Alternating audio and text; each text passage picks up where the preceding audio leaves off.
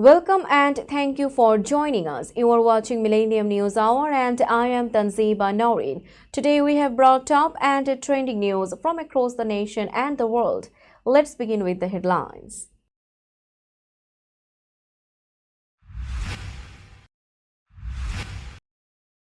President Trump says Iran has sort of agreed to nuclear deal terms.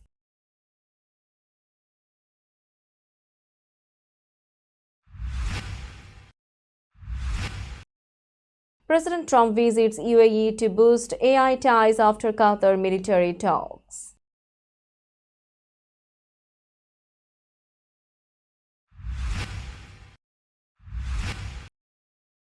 President Trump defends power to end birthright citizenship in court.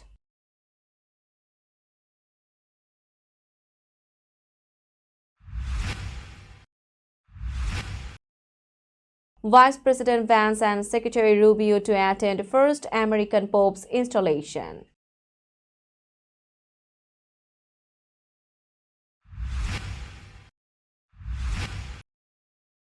Missing Giorgio man found alive after 2 weeks in California mountains.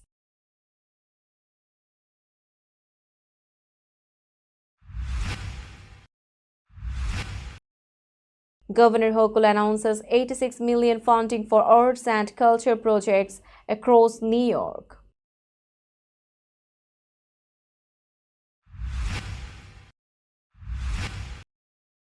Casey Ventura reveals Diddy paid $20 million to settle 2023 lawsuit.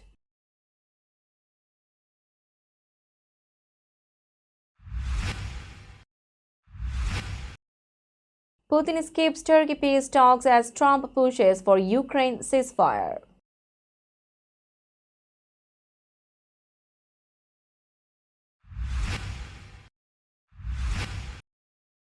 Thailand seized over 200 tons of illegal electronic waste from the US.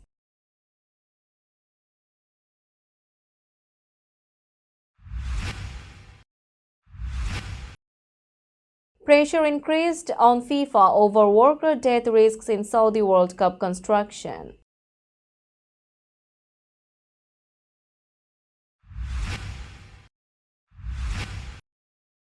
Messi returns as Argentina names a squad for World Cup qualifiers.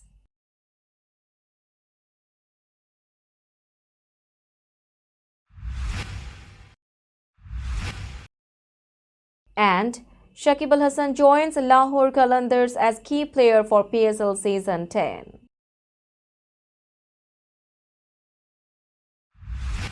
You are listening to Headlines, now news in detail.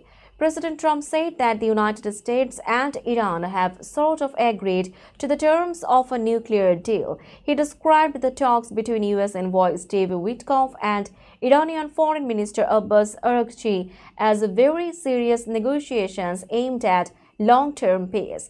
Trump said Iran agreed not to create nuclear weapons, calling it a simple demand. He also warned that military action remains possible if talks fail.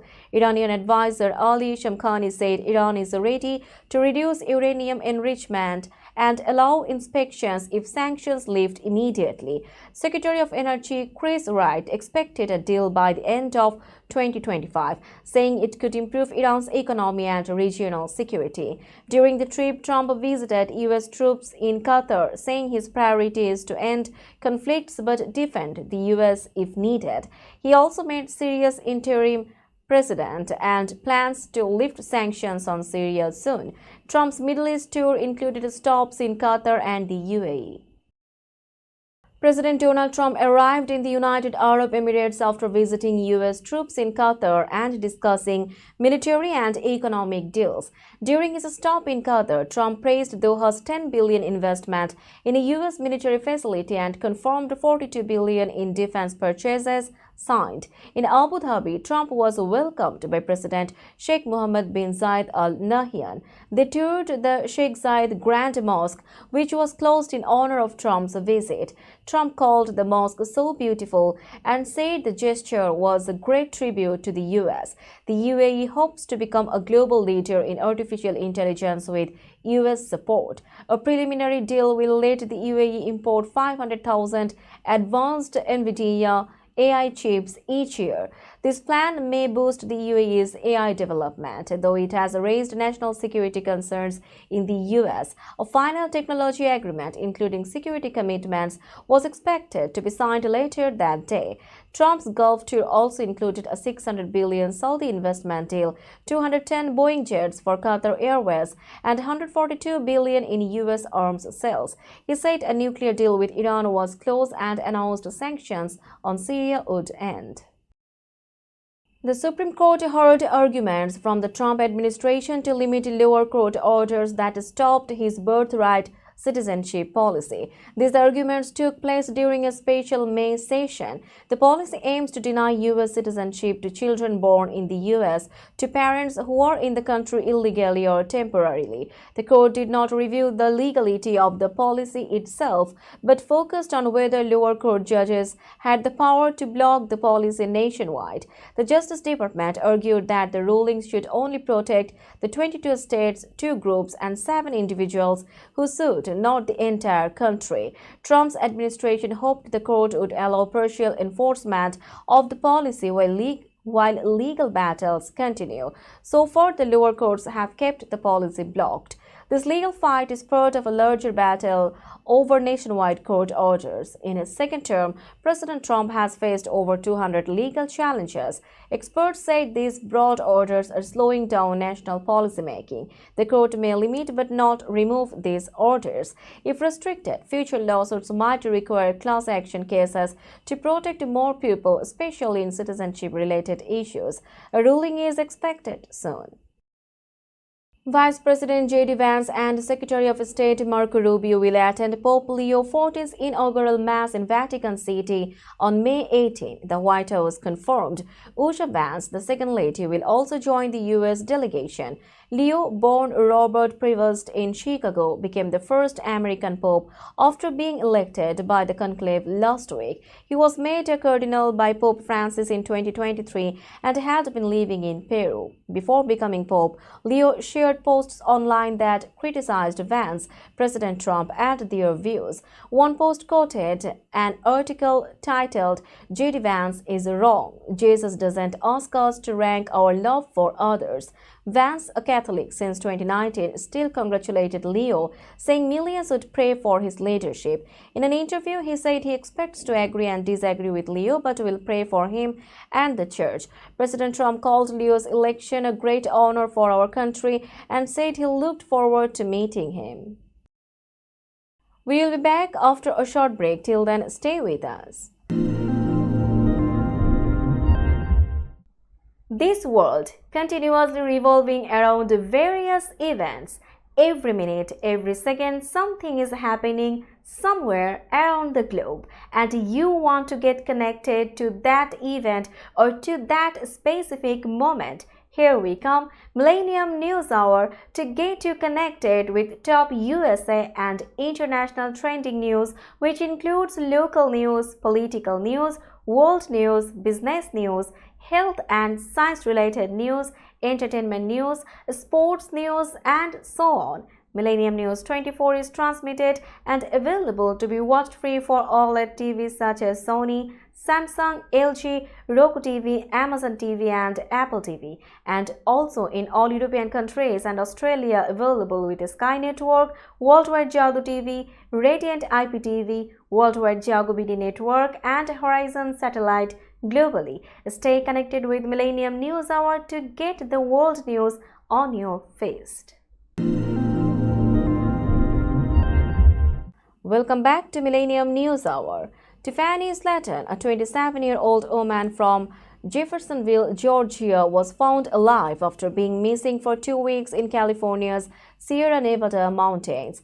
The Fresno County Sheriff's Office said Slatton was found at Vermilion Valley Resort near Lake Edison.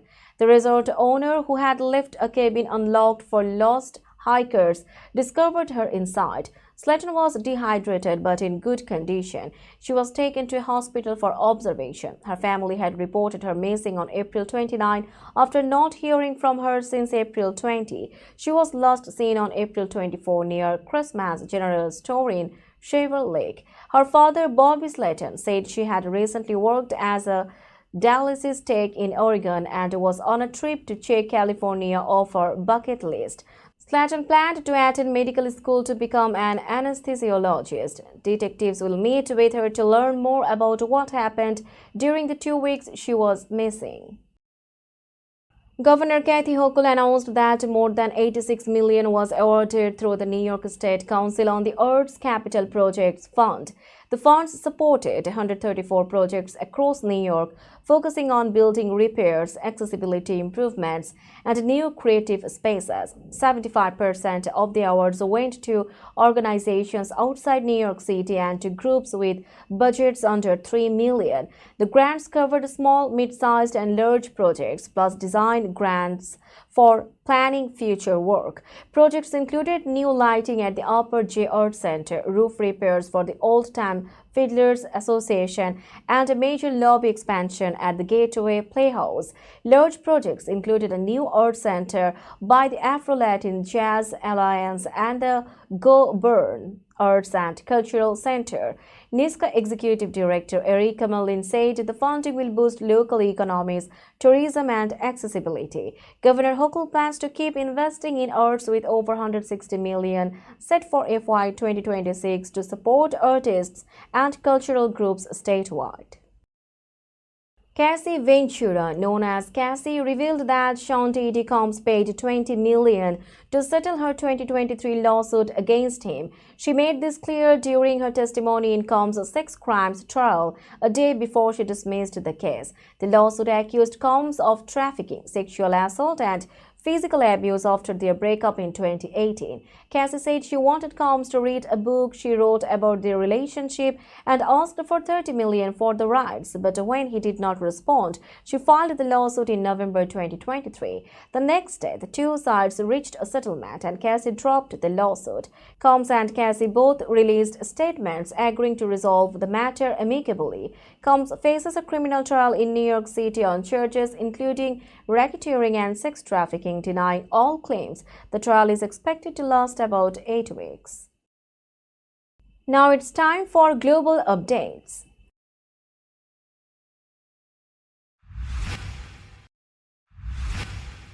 President Vladimir Putin did not attend Ukraine peace talks in Turkey, ignoring pressure from President Donald Trump and instead sending a low-level team. Ukrainian President Vladimir Zelensky arrived in Ankara and called Russia's delegation decorative, questioning its authority to make decisions. Trump, who has pushed for a quick end to the war, said he might travel to Turkey if real progress happens. Russia's team, led by a Kremlin aide known for denying Ukraine's right to exist, arrived in Istanbul without top diplomats. Russia's foreign ministry and officials mocked Zelensky for calling on Putin to attend in person. Russian troops claimed new gains in eastern Ukraine. Talks between Russia and Ukraine have not started, and it's unclear if they will. Zelensky said Ukraine's delegation is fully prepared to work toward peace. The U.S. remains involved, with Secretary of State Marco Rubio expected in Istanbul to meet European allies and push for a lasting ceasefire. We will be back after a short break. Till then, stay with us. This world continuously revolving around various events. Every minute, every second, something is happening somewhere around the globe, and you want to get connected to that event or to that specific moment. Here we come, Millennium News Hour, to get you connected with top USA and international trending news, which includes local news, political news, world news, business news, health and science-related news, entertainment news, sports news, and so on. Millennium News 24 is transmitted and available to be watched free for OLED TVs such as Sony, Samsung, LG, Roku TV, Amazon TV and Apple TV, and also in all European countries and Australia available with Sky Network, Worldwide Jago TV, Radiant IPTV, Worldwide Jago BD Network and Horizon Satellite globally. Stay connected with Millennium News Hour to get the world news on your feed. Welcome back to Millennium News Hour. You are watching latest global updates. Thai officials seized 238 tons of illegal electronic waste from the United States at Bangkok port in May 2025. The waste arrived in 10 large containers labeled as mixed metal scrap but contained circuit boards mixed with metal, said Thiraj Athanavanij, Customs Department Director. The electronic waste is hazardous under the Basel Convention, an international treaty controlling dangerous waste moving between countries. The containers were found during a routine inspection. Thailand banned electronic waste imports in 2020 and expanded the ban in February 2025. Officials suspected at least 2 factories in Samut Sakhon province near Bangkok were involved in importing the waste. Last year, authorities found cadmium waste in the same area which harmed local residents' health. Thai officials plan to press charges for false declarations and illegal imports. They also intend to send the waste back to the US. Electronic waste contains toxic materials like lead, mercury, and cadmium, posing health and environmental risks. Human rights groups warned that thousands of migrant workers likely died in Saudi Arabia due to a construction boom linked to the 2034 Men's World Cup and other projects. Since 2021, Saudi Arabia increased demand for cheap migrant labor, especially for the World Cup and the NEOM megacity. 2 reports revealed workers faced serious risks and criticized poor transparency about migrant worker deaths. James Lynch from Fair Square said many young men entered dangerous labor systems, risking their lives, while families in countries like Nepal often don't learn how their fathers died. Human Rights Watch accused FIFA of ignoring the grave human cost of the tournament. A Pakistani worker died while building a World Cup stadium last year. HRW documented many deaths from avoidable accidents and said families received little compensation. Saudi authorities said injury and death rates dropped, but rights groups questioned how deaths were investigated. FIFA stated it worked with Saudi Arabia to improve worker protection and hoped to set new safety standards. Let's have a look on today's sports stories.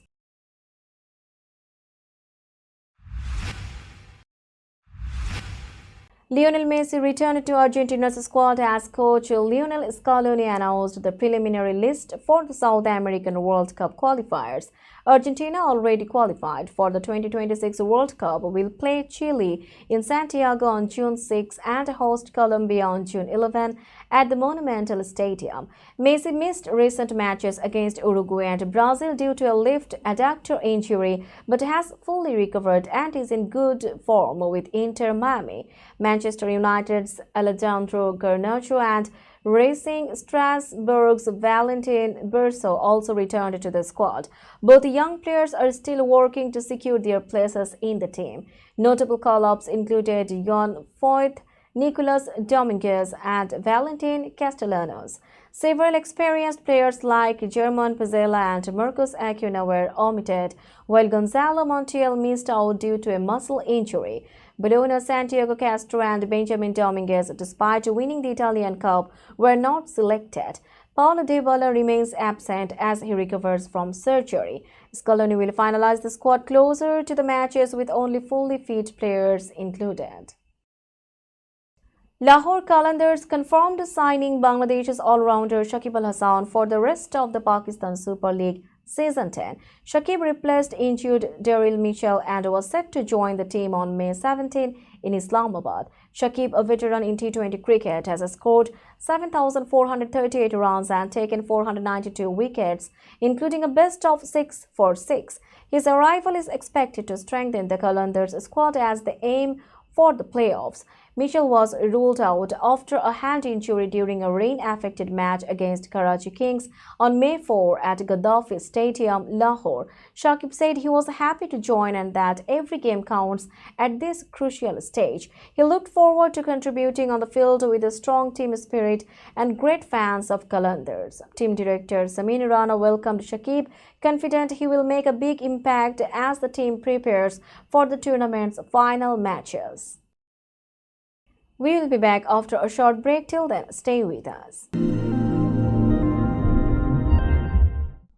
This world continuously revolving around various events.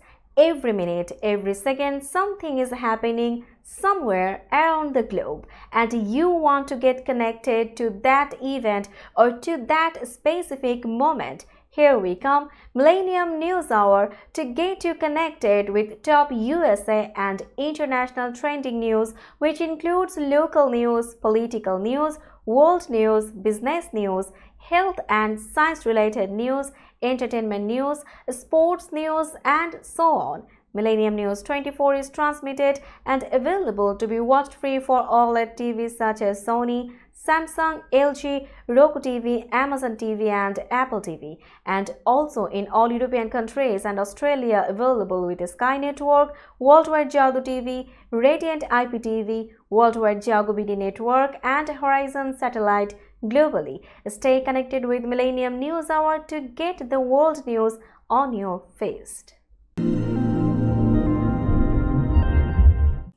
Welcome back to Millennium News Hour. Now it's time for business news.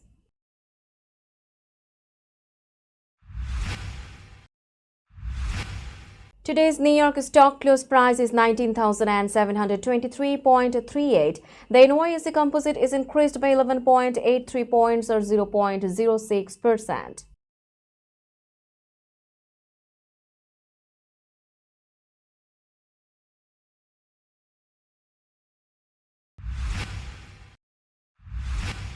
Tokyo stock close price is 38,128.13. The Nikkei 225 index is decreased by 55.13 points or 0.14%.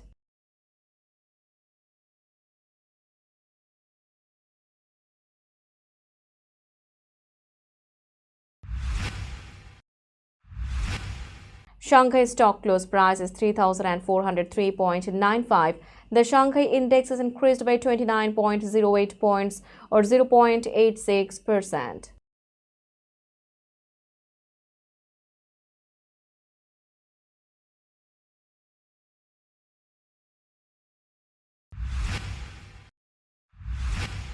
Hong Kong stock close price is 23,640.65. The Hang Seng index is increased by 532.38 points or 2.30%.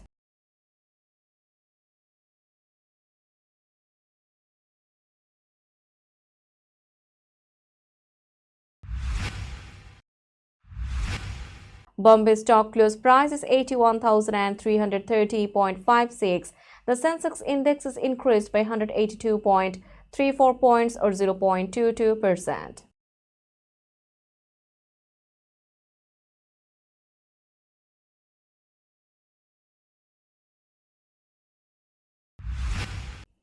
Let's have a look on today's weather forecast.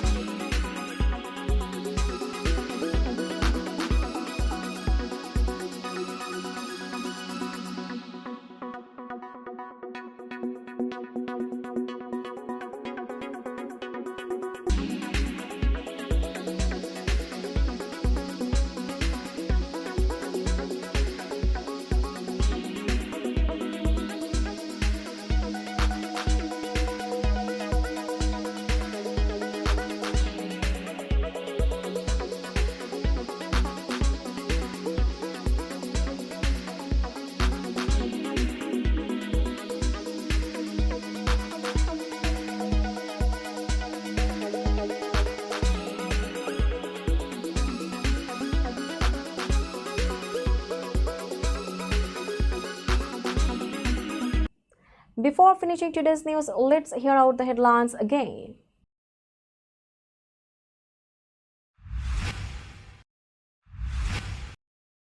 President Trump says Iran has sort of agreed to nuclear deal terms.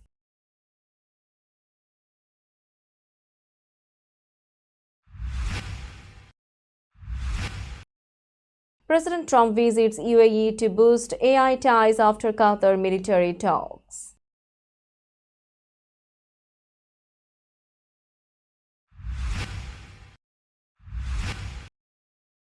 President Trump defends power to end birthright citizenship in court.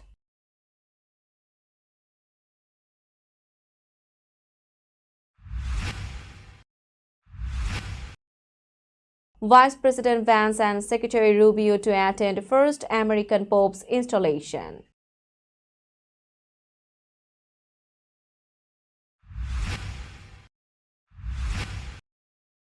Missing Giorgio man found alive after 2 weeks in California mountains.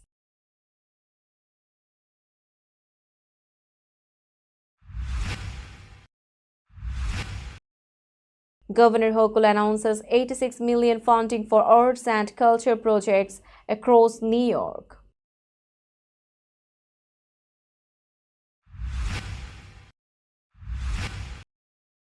Casey Ventura reveals Diddy paid $20 million to settle 2023 lawsuit.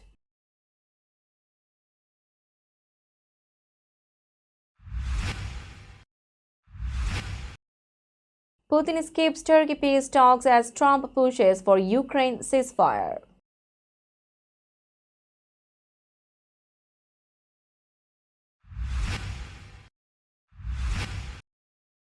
Thailand seized over 200 tons of illegal electronic waste from the US.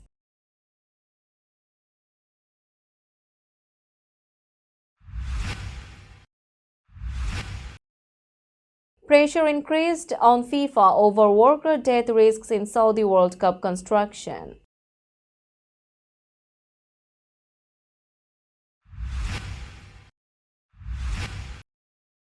Messi returns as Argentina names a squad for World Cup qualifiers.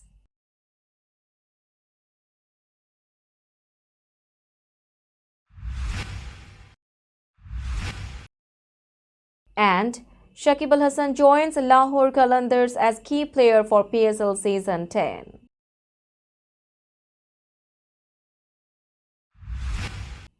That's all for today. Keep watching Millennium News Hour for latest news update. To stay updated, like our Facebook page, subscribe our YouTube channel and visit our websites. Our website addresses are www.millenniumnews24.com and www.millenniumtv24.com. Millennium News 24 is transmitted and available to be watched free for all smart TVs and Roku TV, Amazon TV, Apple TV, and also in all European countries and Australia available with the Sky Network, Worldwide Jago TV, Radiant IPTV, Worldwide Jago BD Network, and Horizon Satellite globally. Stay connected with us for all the latest news worldwide. Thank you.